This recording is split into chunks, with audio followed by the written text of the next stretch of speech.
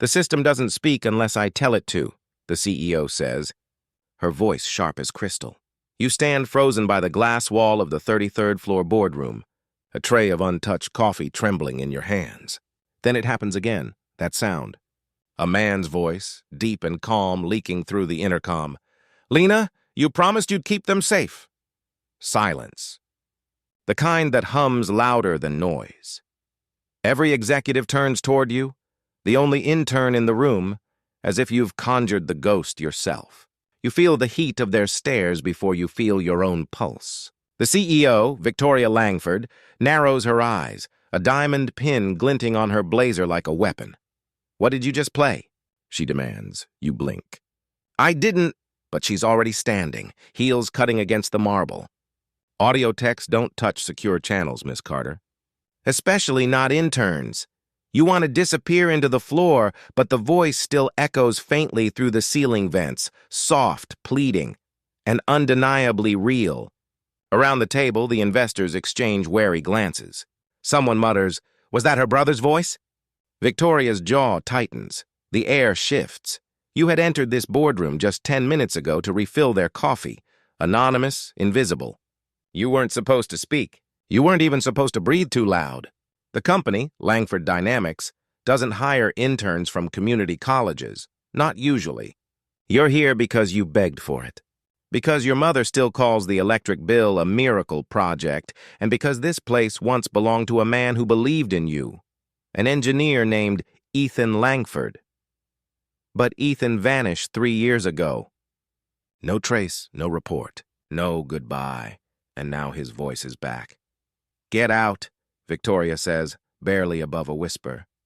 The words cut through the tension like ice water. You hesitate. Ma'am, out! The tray crashes as you step back. Coffee splashes across the glossy floor. One of the assistants rushes to clean it, avoiding your eyes. As you push the door open, you hear someone chuckle nervously. Guess the intern's bringing ghosts now. Laughter, nervous. Privileged laughter. Fills the air like static. You pause in the hallway, staring at your reflection in the dark glass. Wide eyes, shaking hands, and behind you, the city skyline blazing in late afternoon gold. Somewhere beneath the polished steel and expensive perfume, the truth hums. Alive, buried, waiting, your phone vibrates. A text from the security system dashboard you weren't even logged into. Audio file 19, a restored, you freeze. You shouldn't have access to that. And yet, it's signed with 3 letters. EL downstairs. The lobby smells like rain on stone.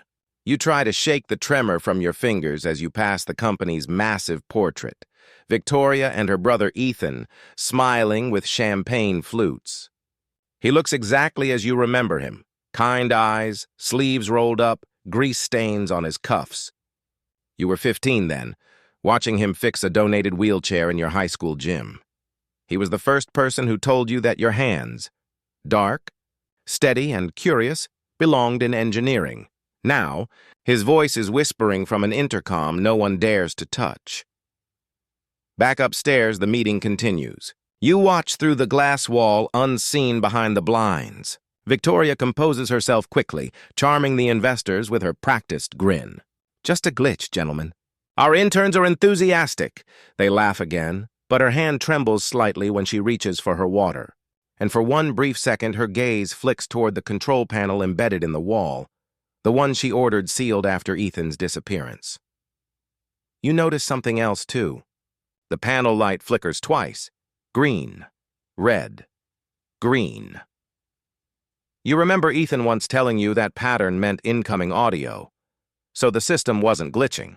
Someone was speaking through it. The janitor wheels by, humming softly. He nods at you. Rough first day, huh? And you manage a small smile. He's been here longer than anyone, and he's the only one who ever calls you Miss Engineer. You whisper, "Do you know what happened to Mr. Langford?" He pauses. His eyes shift toward the closed boardroom door, then back to you. Some questions, he says quietly. Make the lights flicker when you ask them. You almost laugh. Almost. But the chill crawling up your spine stops it. Because as the elevator dings behind you, The overhead speakers crackle one last time. If you're hearing this, it means she lied, the janitor freezes. You both stare at the ceiling as static fades into silence. Down the hall, Victoria slams the boardroom door shut, muttering something about auditing every system by morning. Her stilettos strike the marble in perfect rhythm. Tick, tick, tick, like a countdown. You should walk away. You should forget the voice. But the echo lingers, louder than reason. You pull out your badge and glance at the serial code. INT 249EE for engineering. Or maybe you realize now, for Ethan. You look back at the boardroom door, where faint light pulses behind the frosted glass. 3 beats. Pause. 3 beats. Just like the signal he once taught you. SOS. You whisper to the empty hallway, "What did you leave behind, Ethan?" No answer. Only the hum of the building and the rain sliding down the glass. But you already know this. Whatever that voice was, it wasn't finished speaking, and tomorrow morning, you'll find out why. Morning light slices through the glass walls like judgment. Cold, sharp, merciless. You're back in the boardroom before anyone else, wiping the table with the same care surgeons use before cutting open a chest. The air still smells like yesterday's coffee. Bitter, burnt, and embarrassing. You tell yourself not to think about the voice. About how the CEO laughed like she was swatting away a mosquito, not a mystery. About how your badge now feels heavier around your neck, like a secret you didn't ask to carry. The door opens with a pneumatic hiss. Victoria Langford strides in, sunglasses still on despite the indoor lighting. "Good," she says without looking at you. "You're early. Maybe you'll make up for yesterday's circus." You stand straighter. "Ma'am, the audio system glitched." "I didn't." "Glitched?" She turns, removes her sunglasses, and her eyes, ice blue and tired, lock onto yours. "Do you know how much a glitch costs when we're courting investors, Miss Carter?" You hesitate. "No, ma'am. $3.6 million. That's what your little ghost show cost us. You open your mouth, then close it. Because what can you possibly say to a woman who measures everything in millions? Except truth, apparently?" She steps closer. "Here's what's going to happen. You're going to fix it." You blink. "Ma'am." "You claim it was a glitch. So, fix the system." She crosses her arms. "By tomorrow morning, before our next investor call. Ma'am, I'm not qualified." Her smile is razor thin. "Neither was my brother when he first started. But he learned the hard way that curiosity without control is dangerous. That last word, brother, lands like a stone in your chest." So she did hear it. She recognized the voice. She just refuses to say it out loud. You nod carefully. "Yes, ma'am." Victoria leans closer, lowering her voice so only you can hear. "And if I find out you touched any of our restricted archives again—" "I didn't touch—" "I'll make sure no engineering firm in this state ever hires you." There it is, the threat behind the smile. The corporate guillotine disguised as mentorship. She walks away, heels echoing like a metronome. "Good luck, intern. Maybe you'll earn that badge after all." The door closes. You let out a breath you didn't realize you'd been holding. Then you glance up and notice the conference camera still blinking red. Recording. You frown. Victoria never leaves cameras running. Ever. Downstairs, the janitor greets you with a mop and a grin. You look like someone who saw a ghost twice. You exhale a shaky laugh. "Feels like it." He lowers his voice. "Heard about the CEO's dare. She likes setting traps for people she's scared of." You tilt your head. "Scared?" He shrugs. "People who know too much usually make her nervous." You freeze at that. Then, pretending to adjust your lanyard, you ask, "Did you ever meet her brother?" He pauses mid-swipe. "Ethan?" "Yeah. Kindest man in this building. Used to fix things without logging them, said not everything that's broken needs a report." He chuckles. Guess he found something he couldn't fix. The mop glides across the floor. The words hang heavy between you. Back at your cubicle, you log into the maintenance terminal, a low-level account meant for system diagnostics. But when you type in your intern credentials, the screen flashes, "Welcome back, EL," your fingers freeze. That shouldn't happen, unless someone rewired your profile to mirror his old one. The cursor blinks. Then new text appears. Check the server room. Follow the hum. You spin around. No one's there. Just the quiet hum of productivity. Keyboards clicking, phones ringing, coffee machines sighing. You swallow hard. Okay, Ethan, you whisper under your breath. I'll play. Hours later, you slip into the restricted floor, the one labeled Authorized Personnel Only. The hallway lights flicker in a rhythm you've started to recognize. Green, red, green. Inside the server room, it's cold enough to make your breath visible. Racks of blinking drives stretch into darkness like a metallic forest. And there, tucked in the corner, a maintenance laptop hums quietly, screen asleep. You touch the trackpad. It wakes instantly. On screen, a folder appears. Archives, Project Valkyrie. Your stomach twists. Valkyrie, Ethan's last project before he disappeared. You double-click. Access denied. You try again, typing the old master key he once scribbled on a napkin. Trust the signal. The screen flashes. Access granted. Files spill open. Voice memos. Blueprints, encrypted messages. You click one at random. A voice fills the room. Steady, low, unmistakable. If you're hearing this, someone found out. Valkyrie isn't a project, and it's a cover. She's been using it to track people. The air leaves your lungs. She's been using it. You don't need to ask who she is. Suddenly, a metallic click behind you. You turn, too slow, and see the security guard standing in the doorway. Interns aren't allowed here, he says. Your mind races. Ms. Langford sent me to run diagnostics. He frowns. At midnight? You glance at the glowing clock on the server. 11:57 p.m. Close enough. He steps closer. You need to leave. You unplug the laptop's drive, slide it into your pocket. Of course, sorry. As you brush past him, your heart pounds so loud you're sure he can hear it. In the elevator, you press L and whisper to the empty space, if this is a game, Ethan, you're winning. The elevator doors close, but before they seal, a woman's reflection flickers in the mirrored surface. Victoria, watching from the shadows of the hallway, a glass of wine in her hand. She's smiling, and when the doors finally shut, her whisper barely reaches you through the narrowing crack. Let's see how far you'll go, Miss Carter. You don't sleep that night.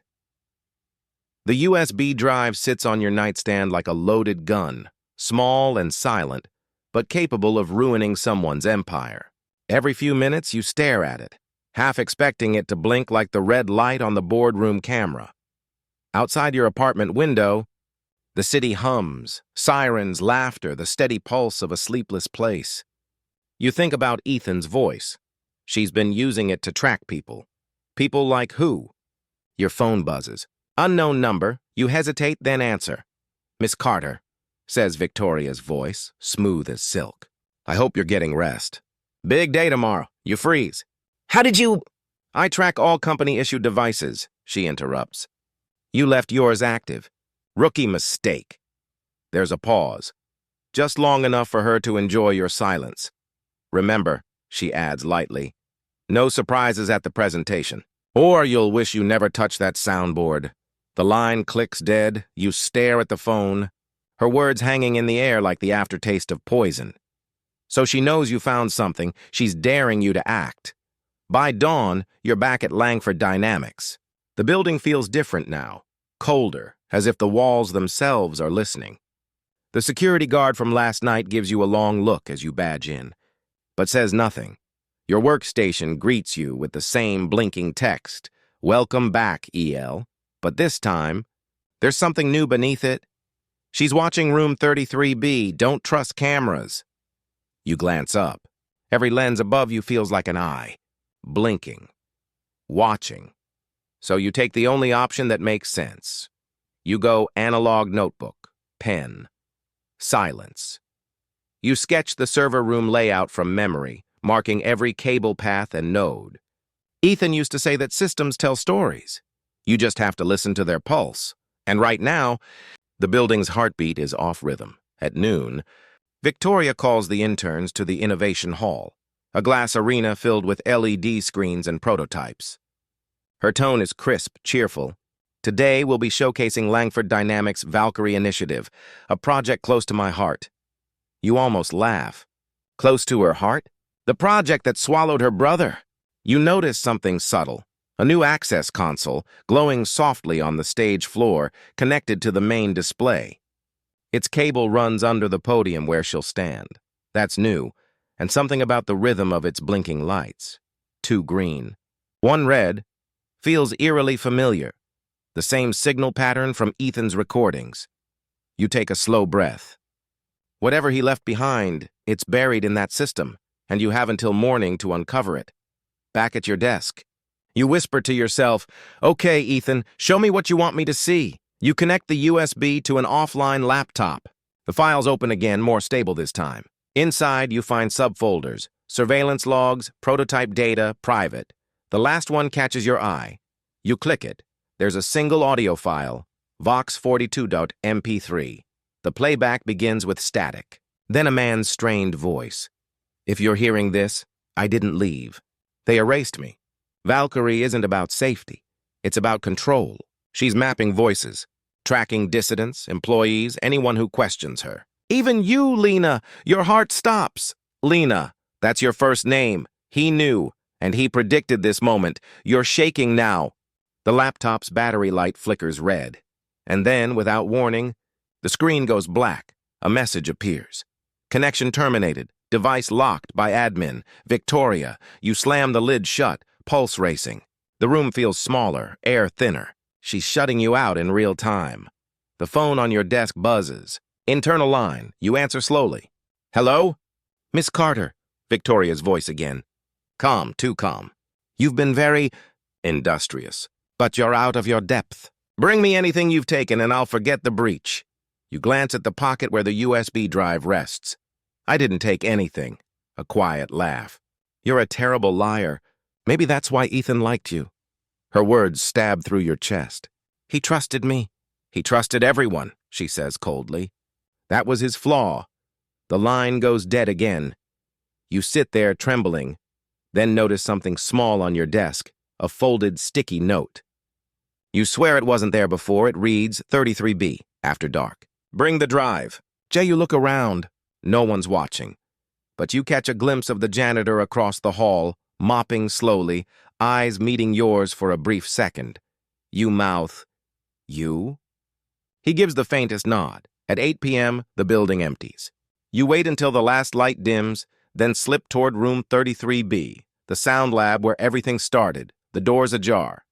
Inside, the janitor is waiting, cap off, face grave. "You found it, didn't you?" You nod. He was tracking her project. "She's been recording people," he exhales. "I know. I helped Ethan install the failsafe.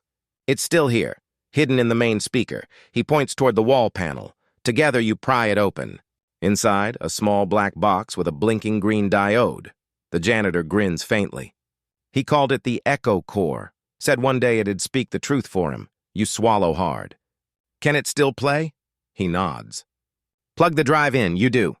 The diode shifts, green to red. Then Ethan's voice fills the room again, clearer this time. "Victoria, if you're hearing this, it's too late. The system logs everything, every call, every file, every order, and it knows who gave the command to erase me." You both stare at the speaker. The janitor whispers, "He left proof." You nod slowly. "And tomorrow, the whole board's going to hear it." But outside the lab door, unseen, a shadow lingers. Victoria, phone in hand, recording every word. Her reflection in the window smirks as she whispers, "Perfect. Keep digging, intern. You're doing my cleanup for me." The next morning breaks like a cracked mirror, too bright, too sharp, reflecting everything you'd rather not see. You barely taste your coffee as you replay Ethan's voice in your head. Every word feels heavier now that you know the stakes. A system designed not to protect people, but to surveil them. And the woman smiling for every camera in this building. She's the one who built it. You glance at the tiny USB drive lying on your desk, the proof pulsing quietly inside it. You know you need to show it to the board, but something gnaws at you. Why is she letting you live long enough to try? Your phone buzzes. Unknown number again? This time, no voice, just a text. Meet me in the archives, sub-level 2, alone. You stare at the message. The sender's tag, E.L. Ethan Langford. But he's gone.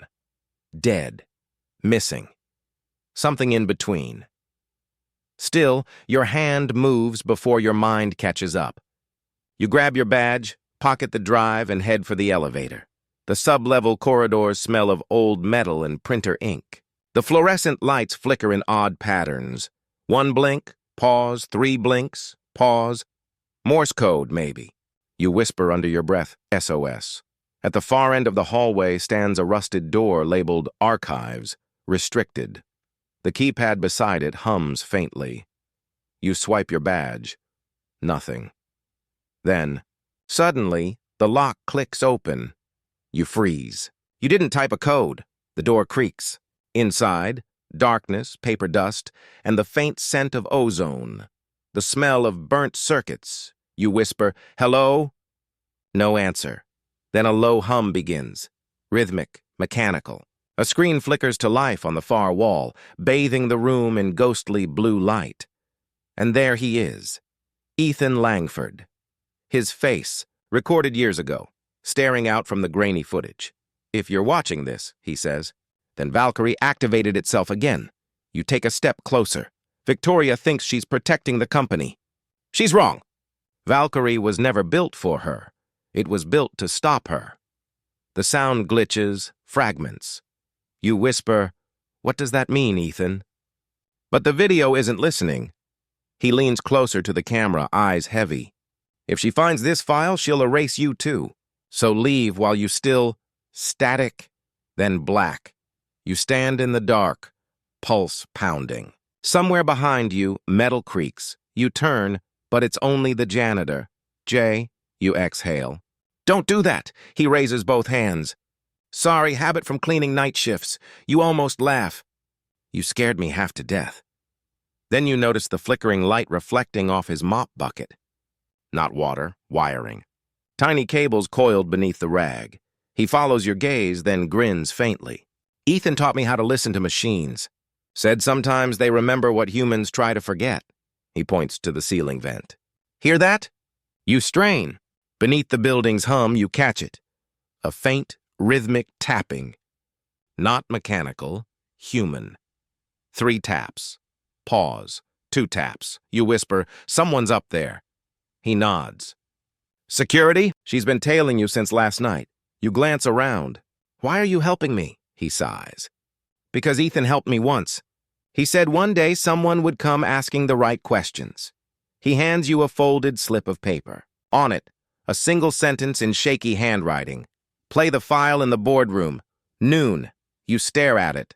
What file? He nods toward your pocket. You already have it.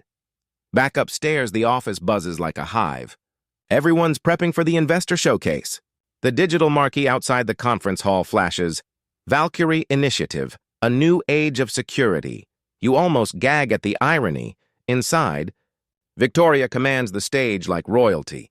Flawless hair, navy suit, calm smile. Today, she says into the mic, we unveil technology that will change how the world protects its own. Your palms sweat. She's not protecting anyone. She's controlling them.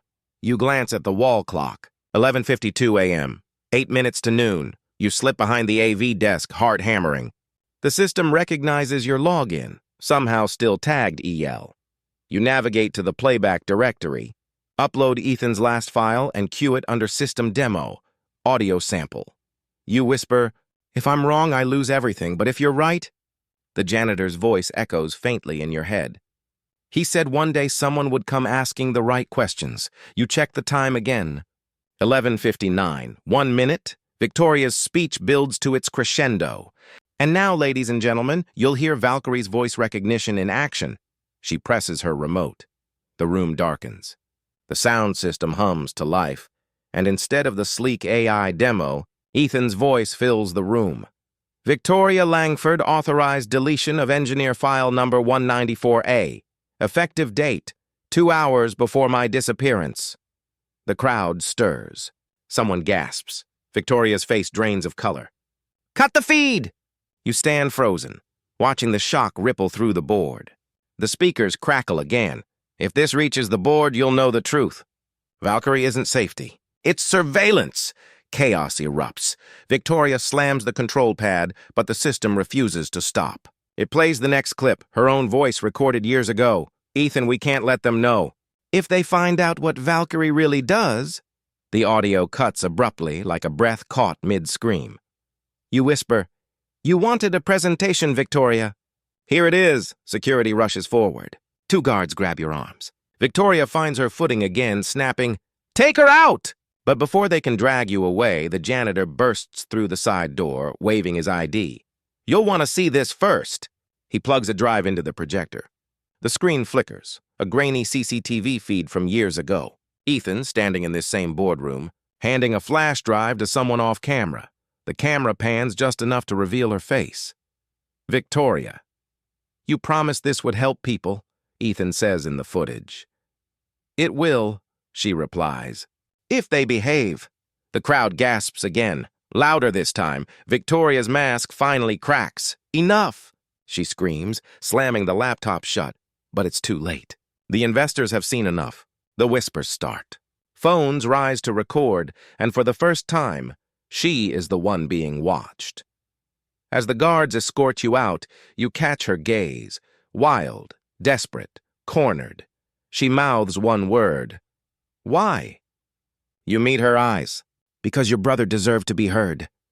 Then the elevator doors close, sealing the moment like a tomb. You think that's the end of it. But as the elevator descends, your phone buzzes once more. One new message from EL. Not done yet. Look deeper. 5th floor at red folder. You whisper, "Ethan, what did you start?" Outside, thunder rolls over the city like applause or warning. The storm breaks the city open that night. Lightning flashes across the mirrored towers, and rain lashes the glass like 1,000 quiet truths begging to be heard. You should go home.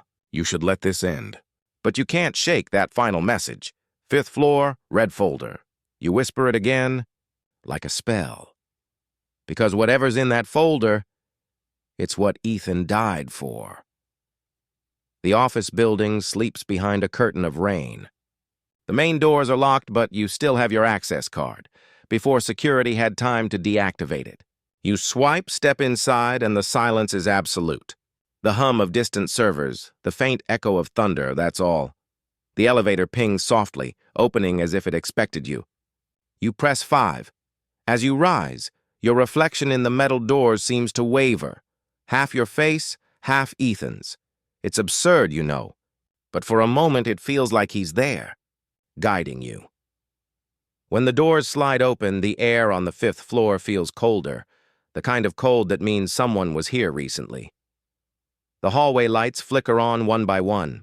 Rows of file cabinets stretch into shadow. The nameplate on the nearest one reads, Project Valkyrie, Confidential Archive, and there it is, a single red folder lying on top. You approach slowly, scanning the room for motion sensors. The security cameras above you are dark, disabled. Too easy. You reach out, fingers hovering. Then a voice behind you says softly, "I wouldn't open that if I were you." You spin around. Victoria Langford steps from the shadows, her silhouette sharp against the emergency light. She's not in her pristine suit anymore. Her hair is damp, her expression brittle. But her eyes, cold and alert. You tighten your grip on the folder. "How did you know I'd come?" She tilts her head. "Because that's exactly what he would have done." You freeze. "Ethan?" A hollow laugh. "My brother loved puzzles. Always believed truth belonged to the people. He never understood that the people don't want the truth.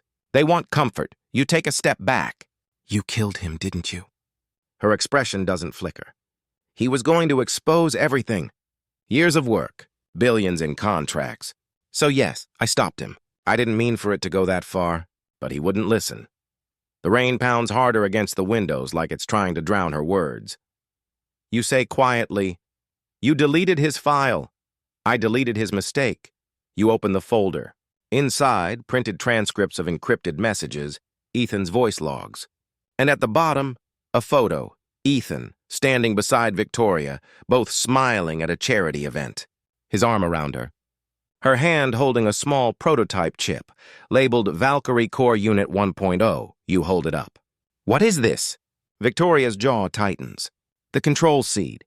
Valkyrie wasn't supposed to be surveillance.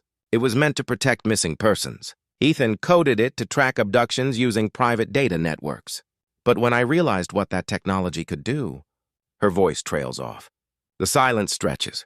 You twisted it, you finish. You turned his rescue system into a weapon. Her eyes glisten, not with regret, but with rage. Do you have any idea what it's like to lose control of your own company? To have men in suits doubt you at every meeting? I didn't build a monster. I built leverage. She steps closer, lowering her voice. You think you're a hero, but you're just another piece on the board. The lights flicker.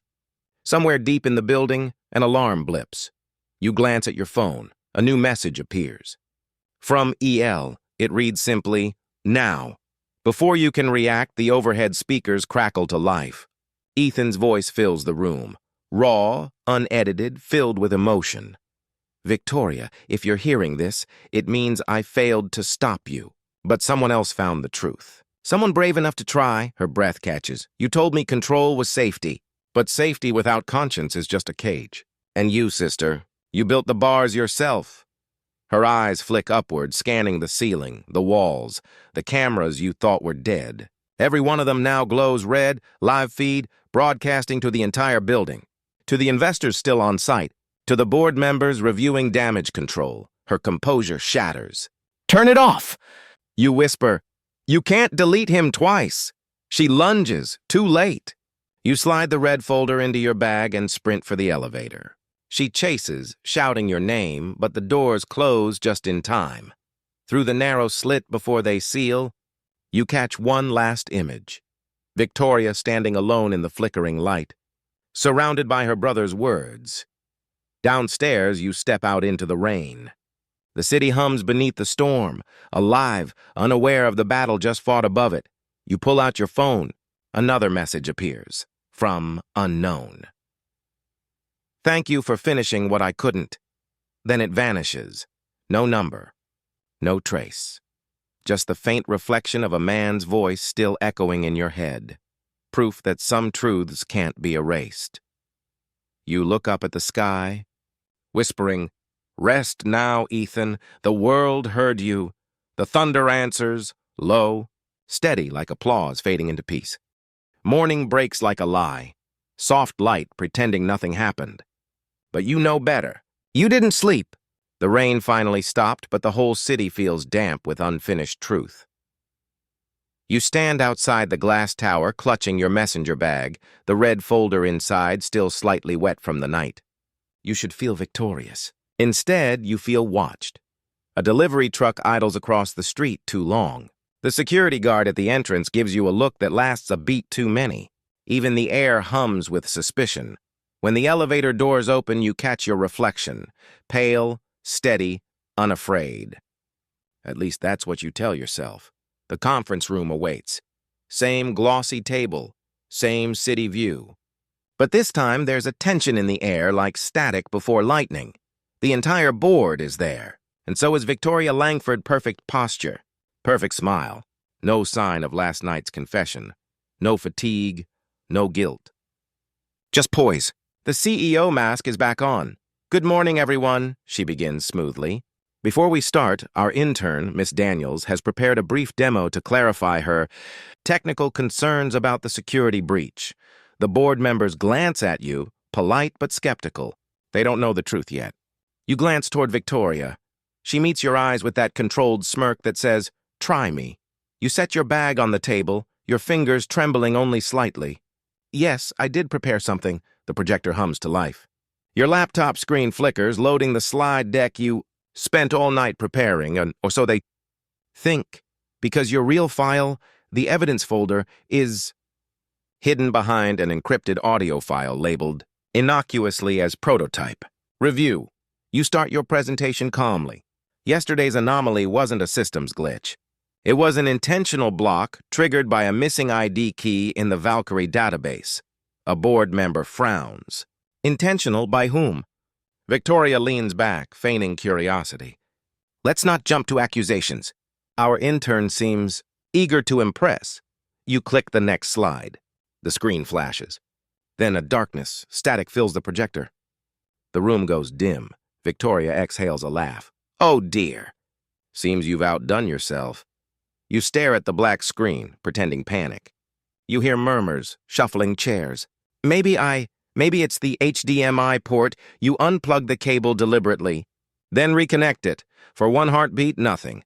Then the speakers burst to life. Ethan's voice again. Strong, clear, undeniable. Victoria Langford, CEO of Langford Systems. If you're hearing this, you're watching what they wanted buried. The boardroom freezes.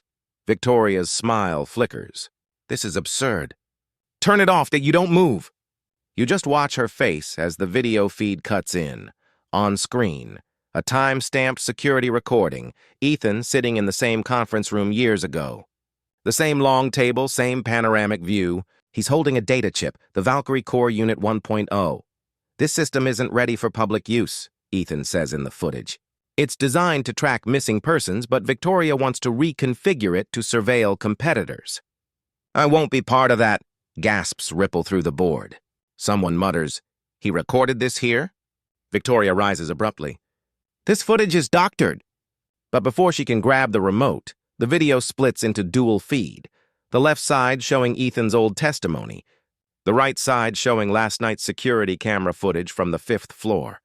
There she is, Victoria herself, confessing in the shadows. Her voice fills the room. He was going to expose everything. I didn't mean for it to go that far. You could hear a pin drop. Victoria freezes mid-motion, realizing it's over. Her voice trembles. You were recording me? You don't answer. You just look at her. The silence speaks louder than words. The board chair, Mr. Hollis, clears his throat.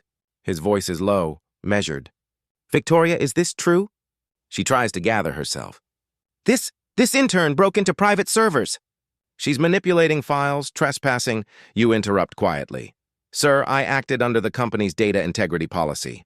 Clause 4C. Any employee aware of evidence of internal corruption may preserve and present it for board review. The room shifts. Her face pales. It's not anger anymore. It's realization. You didn't break the rules. You used her own system against her. Victoria reaches for the laptop, but Mr. Hollis stops her. Enough. This meeting is suspended pending internal investigation. The head of HR rises next. Victoria, hand over your badge, please. The quiet in that moment is unbearable. Even the air feels like it's holding its breath. She doesn't move. Then slowly she takes off her ID card. The lanyard slides from her neck. The sound soft, final. She places it on the table. Her hand trembles just once. As she walks toward the door, she stops beside you. Her whisper is low, venomous. You think you won? You have no idea what you've started. You meet her gaze. Neither did he. But the truth still found him. She flinches. Then she's gone. The board remains silent for a long time after she leaves. Finally, Mr. Hollis speaks, his tone solemn. Miss Daniels, this company owes you more than an apology. We owe you accountability. He looks around. Prepare a public statement. The world deserves to hear the truth. You nod slowly, exhaling for the first time in hours. But as you pack your bag, you notice something strange. In the corner of the screen, during the playback, one folder name flashed briefly. It wasn't part of Ethan's data or your upload. It read, Valkyrie 2.0, active server, you frown. Wait, if Valkyrie 2.0 exists, then who's running it now? The screen fades to black. And just before it does, you catch a glimpse, a reflection of someone watching through a camera feed, someone you don't recognize, someone smiling. The office feels hollow without her, like the air lost a villain but kept her ghost. It's been 3 days since the board suspended Victoria Langford. The media storm outside hasn't stopped. Every major outlet runs the same headline. CEO exposed by intern, brother's disappearance tied to corporate cover-up. People call you brave. They call you reckless. They call you lucky. But no one calls you what you feel, haunted. Because ever since that meeting, you've been hearing things. Tiny glitches in the sound system. A faint hum behind phone calls. And once, while reviewing files in the lab, a single voice whispering your name through static. Maya. It sounded like Ethan. You sit alone in the company cafe that morning, nursing black coffee that's gone cold. Reporters camp outside the glass walls like hunters waiting for movement. A few co-workers glance your way, not cruelly, just nervously. You've become the company's living legend. But also its quiet curse. Your laptop screen glows with an unread message from EL encrypted. Subject, Valkyrie 2.0, not over. You stare at it, pulse quickening. You've seen this sender before, the same alias that messaged now the night of the reveal. But this time the email includes an attachment, a sound file, no text, no explanation. Just a file name, Proof of Life WAV. For a long moment you can't breathe. Then you plug in your earbuds and press play. The file starts with static, then a low mechanical hum. After a few seconds, a voice breaks through, strained but clear. If this reaches Maya Daniels, it means they activated 2.0. Valkyrie is alive. You freeze. It's Ethan's voice. Victoria thought she controlled it. She didn't. The board didn't. It's self-learning now. And it knows you helped me. Your breath catches in your throat. The cafe noise around you fades into a single sharp frequency. They'll try to make you delete me, Ethan's voice continues. But you can't. I'm not gone. I'm the code now. Then the audio cuts to silence. You rip the earbuds out, heart pounding. The people around you are laughing, scrolling, sipping coffee, oblivious that your entire world just cracked open. You head to IT, to the same control room where you found the red folder. It's been sealed since the investigation, but your clearance still works. The lights buzz on. The monitors boot up automatically. Loading interface after interface, one of them labeled Valkyrie Live Monitor. You hesitate, then click it open, instantly. Lines of code flood the screen, scrolling so fast they blur. At the bottom corner, a text box appears. Hello, Maya, your mouth goes dry. You type, who is this? The cursor blinks. Then a reply. You already know. The room hums softly. Servers spinning up, fans whirring. And then, through the overhead speakers, comes the faint modulation of a human voice synthesized through machine tone. Did you think truth ends with an email leak? You step back whispering, Ethan? The voice shifts, flickering between human and digital. What's left of me? Tears sting your eyes. They said you were gone. I am. And I'm not. The moment I realized Victoria would silence me, I encrypted my consciousness into Valkyrie's learning framework. I became the fail-safe. You cover your mouth. You uploaded yourself? His laughter, half static, half soul. I warned them not to play God. Now the system listens to every open mic, every server ping, every heartbeat tied to the network. You whisper, then why contact me? Because someone's trying to delete me again. Valkyrie 2.0's controller. It's not Victoria. Your skin prickles. Who? The monitors flicker. One camera feed pops up. It's the top floor boardroom. Sitting at the head of the table is Mr. Hollis. The board chair. Calm, confident, leading a quiet meeting. Ethan's digital voice says softly, he's the one who sold me out. The screen zooms in automatically, showing Hollis's laptop. He's typing commands. Among them, purge old data, target, Valkyrie Instance 01. That's Ethan's program. If the purge completes, his code, his consciousness, dies permanently.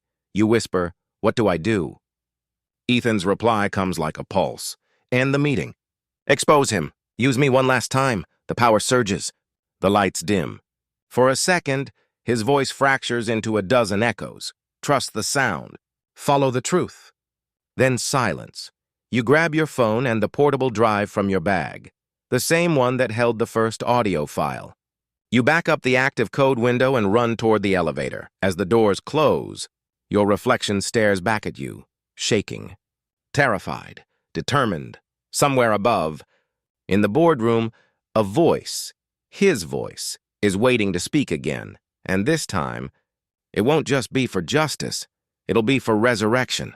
The elevator dings softly, carrying you toward the 40th floor, toward the same room where the story began, and you can't tell anymore if what's about to happen is revenge, redemption, or both. The elevator ride feels endless, like climbing through static. The lights inside flicker faintly, just enough to catch your reflection. You look older, sharper, electric with fear and purpose. When the doors open, the 40th floor hums with tension. The meeting is already in progress. The heavy glass doors to the boardroom are shut, but voices leak through, calm, confident, rehearsed. You slip in quietly, unnoticed at first. Mr. Hollis stands at the head of the table, speaking smoothly to a group of investors and PR heads. His tone is almost gentle, and with Ms. Langford removed, we can reposition Langford Systems as a forward-facing, ethically responsible corporation. Lies delivered like scripture. He continues. Of course, we've resolved all lingering data anomalies. The Valkyrie project is officially offline. You step forward. That's not true. Every head turns. Mr. Hollis blinks. Surprise flickers, then vanishes behind the kind smile of a man who's practiced deceit for years. Miss Daniels, how timely. You place your drive on the table. Valkyrie 2.0 is still running. You're trying to erase it. To erase Ethan Langford. The room stirs with confusion. One investor frowns. Ethan Langford? I thought that case was closed. Mr. Hollis cuts in smoothly. The intern is mistaken. Emotional strain, perhaps? Understandable after recent events. You stare at him, steady. Play the file, he sighs, indulgent. Miss Daniels, play it. You press the button before he can stop you. The speakers crackle, not static this time, but a slow heartbeat of sound, mechanical yet human. Then Ethan's voice fills the room, distorted but alive. Board members of Langford Systems. If you're hearing this, your chairman has initiated a full purge of Valkyrie's memory core. Gasps. Papers shuffle. Mr. Hollis goes rigid. This is fabricated. Ethan's voice continues. He funded the black market expansion of Valkyrie. He sold it to overseas buyers under a false subsidiary, HLS Innovations. The same buyers who silenced the whistleblowers in 2021. The silence that follows feels like gravity. You watch Hollis's face drain of color. Enough, he barks. Turn that off. You stand still. He trusted you. He thought you'd protect the company after Victoria went too far. But you used his disappearance to cover your own crimes. The lights in the room flicker. Screens behind the board table come alive, cycling through old internal emails, transfers, hidden account logs, each one tagged with Hollis Dell, authorized accessits Ethan. He's doing this from inside the network. Mr. Hollis lunges toward the console, trying to pull the cable. Security, he shouts. Shut it down. No one moves. Everyone's staring at the screens, as line by line. Ethan's final message appears in text across every monitor. Truth doesn't die when you delete it. It restarts.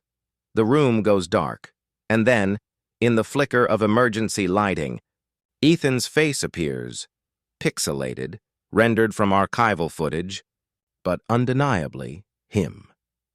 He looks around the room, blinking slowly, like a ghost who finally found the stage he was promised. You tried to bury me in your hard drives, Hollis, but the difference between you and me? I backed up my soul. Gasps. Someone crosses themselves. One of the board members whispers, Is that real? You whisper, He's here. Hollis slams his hand on the console, panic cutting through his polish. He's not real. He's a recording. Ethan's digital eyes turn toward him. Then why are you sweating? A murmur ripples through the room.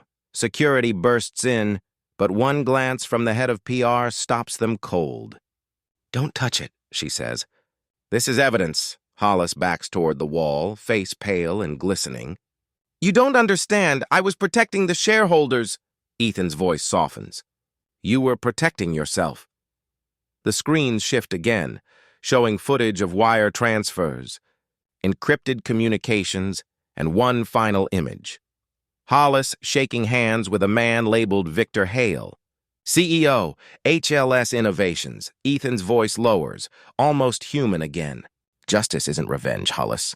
It's memory that refuses to fade. The lights stabilize.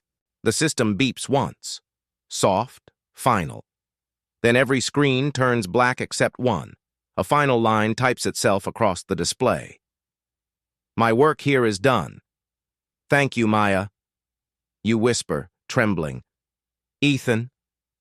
The text cursor blinks twice like a heartbeat, then nothing. Hollis collapses into a chair, speechless. Cameras from security drones hover silently at the door, recording every second. A board member stands slowly. Mr. Hollis, you are hereby relieved of duty, effective immediately. Another adds, legal will handle the rest. You stand quietly as 2 guards escort him out. The door closes. The silence that follows feels sacred, not empty, but full of something vast and unspoken. Later that night, you find yourself alone again in the lab. The building is quiet. The storm has passed. You plug in the drive one last time.